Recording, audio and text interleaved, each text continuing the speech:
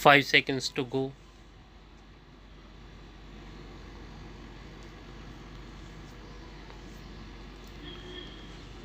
Start.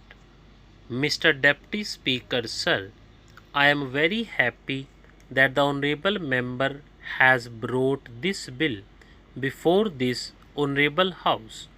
Last time in the year 1999, when the same kind of bill was brought here, though I was present at that time, I could not participate in the debate when the Honourable Law Minister intervened while appreciating the spirit of the bill, said that it is not possible for him to support this bill on the ground that if we include this in the fundamental rights in Article 19, then it cannot be enforced at all.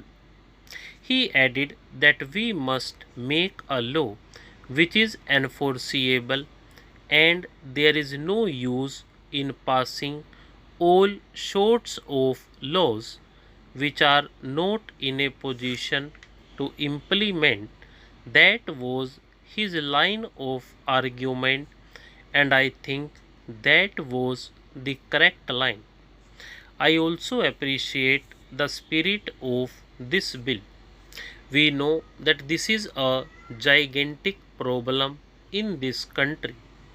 It is most unfortunate that 50 years after independence, we are not in a position to provide jobs to our young people. This is the reason why in many states youngsters are attracted to terrorism. It is not their fault, it is our fault because we are not providing jobs to them, we are not providing any assistance to them, at least to live. That is why these youths are misguided by some people. Because of economic pressures, they are being attracted to these things and they are joining such movements. It is a very fundamental issue when we are thinking of terrorism or any other problem. It is also a law and order problem. Ultimately, an economic problem is also a law and order problem.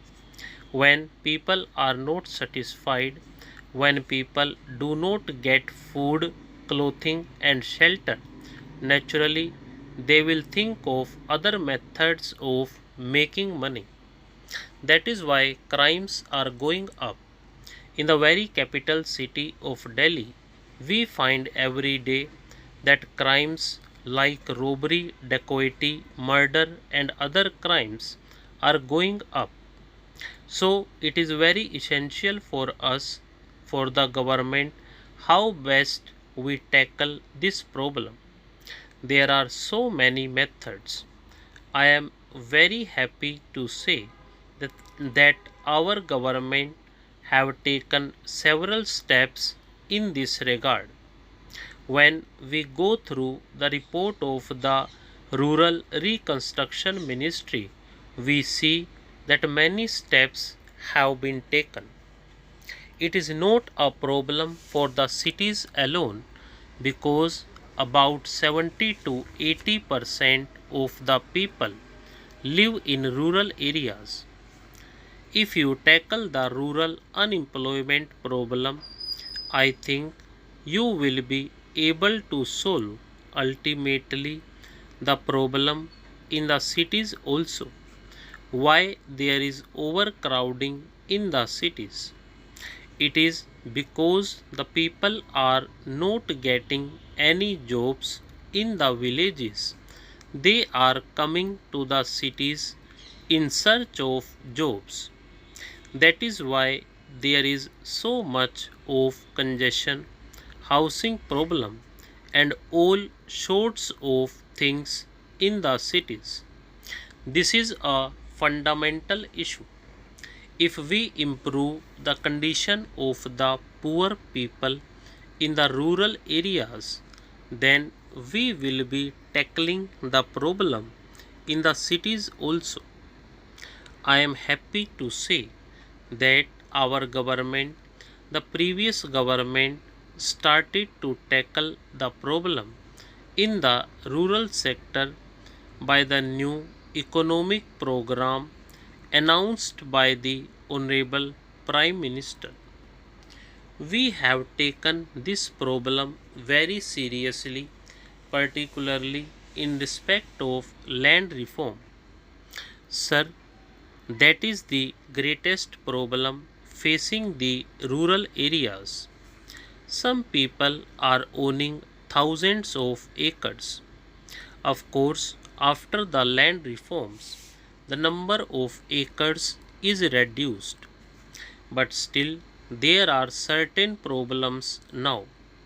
Some people, in order to avoid this act, distribute land in the name of some people, but actually they are cultivating the entire land as Benami.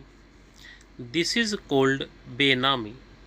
So that problem is also there. That is why I urge upon Honorable Law Minister, his predecessor also could not do anything while appreciating the spirit of the bill because it involves rupees 200 crores. The burden may be more than rupees 200 crores. It may be a few thousand crores of rupees. With this amount of rupees 200 crores, you will not be able to provide employment to all the people. This amount will not be sufficient. The land reforms must be taken up very seriously. If you tackle this problem, I think you will be able to solve the problem of unemployment to some extent. The poorer people who are the agricultural laborers, the Harijans and backward people who are the laborers of the landlords should be given the land about 4 or 5 acres each. After giving this land, if you provide water, electricity, and other inputs, then I think they will be able not only to cultivate that land but also raise their income sufficiently. In that way, we will be solving this problem. Apart from that, after the land reforms, when they get 4 or 5 acres of land, these poor people can also promote dairy farms, poultry farms, and grow all sorts of vegetables also. Stop.